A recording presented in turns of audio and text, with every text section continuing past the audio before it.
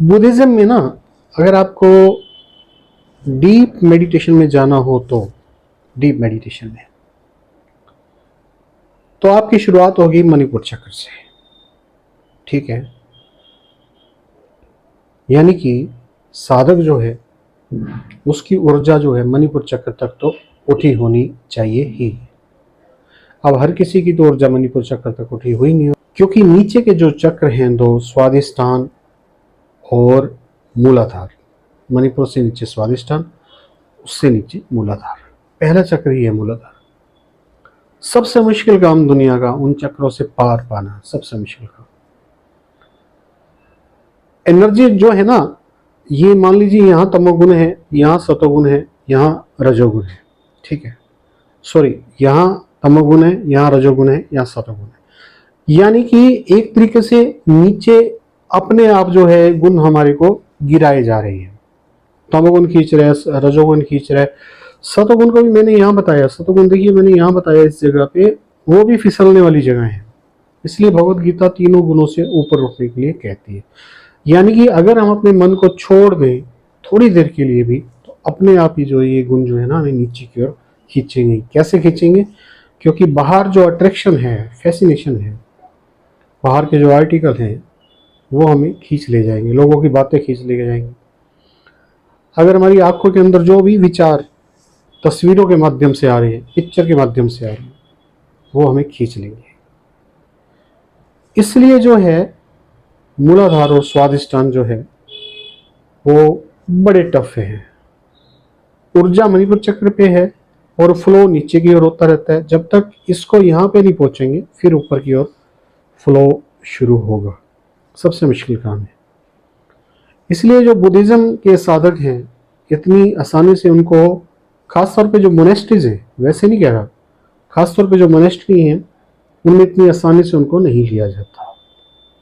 बहुत ताकत लगती है अपने आप को संसारिक बंधनों से छुटकारा दिलवाने में, खासतौर पे वर्ल्डली अट्रैक्शन से, संसार के जो आकर्षण है उनसे। क्योंकि ना नेचुरली है ये एनर्जी बनी इस तरीके से हुई है कि नीचे की ओर अपने आप चलती चली जाएगी। ऊपर उठाने के लिए जोर लगेगा, छोड़ देंगे तो नीचे अपने आप गिर जाएगी। यहाँ भी वही ग्रेविटेशनल का जो लॉ है काम करता है कि हर चीज जो है नीचे की ओर खींची जा रही है।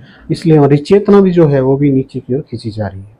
चेतना को ऊपर उठाने के लिए जोर लगता है, जैसे कि ग्रेविटेशनल फोर्सेस को तोड़ने के लिए या उनको ब्रेकअप करने के लिए या उनसे ऊपर जाने के लिए अपोजिट फोर्स हमें लगानी पड़ती है। बहुत जोर लगता है।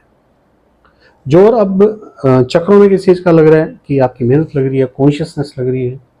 अगर आप कॉन्शियस नहीं होंगे, चेतन नहीं होंगे, तो नीचे का जो ग्रेविटेशनल फील्ड है चक्रों वाला वो आपको फंसा लेगा, मूलाधार चक्र पे लेके जाएगा और तमोगुण पे लेके जाएगा, फिर रजोगुण पे फंसा लेगा, सतोगुण पे भी फंसा लेगा। सतोगुण एक तरीके से वो एरोप्लेन है, वो मैं कहूँगा कि रनवे है एरोप्लेन का, जो अगर वहाँ पे आप आसक्त हो गए तो वहीं के वहीं खड़े हो जाओगे। उसको आपने समझ लिया सतोगुणों को, तो फिर आपका जहाज जो है उस पर दौड़ के ऊपर चला जाएगा। जहाज को दौड़ाने के लिए सतोगुण नाम का रनवे चाहिए ही, इसमें भी कोई शक नहीं है।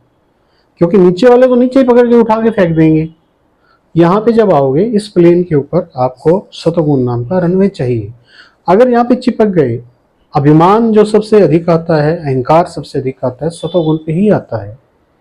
कभी भी आप देख लीजिएगा, तमोगुण उतना अभिमानी नहीं होगा, रजोगुणी भी उतना अभिमानी नहीं होगा जितना सतोगुणी अभिमानी होगा। रजोगुण वाले अभिमान को तोड़ा जा सकता है आसानी से, तमोगुण वाले अभिमान को भी आसानी से तोड़ा जा सकता है, लेकिन सतोगुण वाले अभिमान को आसानी से तोड़ा भी नहीं जा सकता, बड़ा मुश्किल होता है। इसलिए जो है, जो पहले दो चक्र हैं उन पे काफी मेहनत लगती है। एक बार मणिपुर पर पहुंच जाए फिर हमें ना बहुत कुछ समझ आने लग जाता है। और जब चेतना ऊपर की ओर जाती है और बहुत सारी बातें सिखा के जाती है। बड़ी कमाल का सिस्टम है ये, और बड़े कमाल से वर्क कर रहा है ये सिस्टम। जैसे जैसे हम इसके अंदर घुसते हैं, खुद जब तक खुद नहीं घुसेंगे, आप मेरी बातों से हो सकता है कि आपको नॉलेज मिल जाए और आप उस नॉलेज का कहीं सुनाने में आपको फायदा हो जाए, लेकिन जब तक आप इन बातों के अंदर नहीं घुसोगे तब तक आपको एक्सपीरियंस नहीं होगा। एक्सपीरियंस नहीं होगा तो जीवन में डायरेक्शन नहीं मिलेगी। जीवन में डायरेक्शन नहीं मिलेगी तो कभी सुख नहीं मिलेगा। जिन चीज़ों को हम सुख समझ रहे हैं वो सुख है नहीं, वो परेशानियां ही हैं। जो सुख नजर आ रहे हैं वो भी परेशानियां ही हैं, इस बात को समझ लीजिए। तो मणिपुर चक्र, फिर मणिपुर चक्र पे आ जाऊंगा, क्योंकि मैं चाहता हूं कि साधक वो है जिसकी ऊर्जा ऊपर की ओर ट्रेवलिंग करती है। ऊपर की ओर मतलब वो ग्रेविटेशनल फोर्स को अपोजिट, यानी कि मणिपुर चक्र से अनाहत चक्र और फिर उसके ऊपर विशुद्धि चक्र की ओर जाती है। उसके लिए क्या मेहनत लगनी पड़ती है? एकाग्रता की। एकाग्रता कैसे भी डेवलप कर सकते हो, मंत्र शक्ति से कर सकते हो, तंत्र शक्ति से कर सकते हो, चक्र शक्ति से कर सकते हो, त्राटक से कर सकते हो, बहुत सारी प्रक्रियाएं हैं। हमारे चैनल पे सब कुछ मिलेगा आपको, और हमारे ऑनलाइन कोर्सेज में भी आपको सब कुछ डिटेल के साथ मिलेगा, विद पर्सनल गाइडेंस मिलेगा।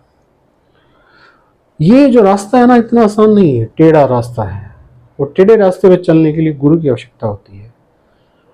और मैं ये आपको कोई ओल्ड एक कहावत या लोकोक्ति नहीं कह रहा, कोई बात रिपीट नहीं कर रहा, ये असली बात है। क्योंकि पग पग पे जब आप आगे चलते हो तो एक नया एक्सपीरियंस होता है। अगर गुरु साथ नहीं होगा तो कई बारी डर पैदा होंगे, कई बारी अनुभूतियां भी आएंगी, कई बारी भ्रम भी आएंगे। उन सब से निकलना बड़ा जरूरी होता है, तभी आगे का रास्ता आता है।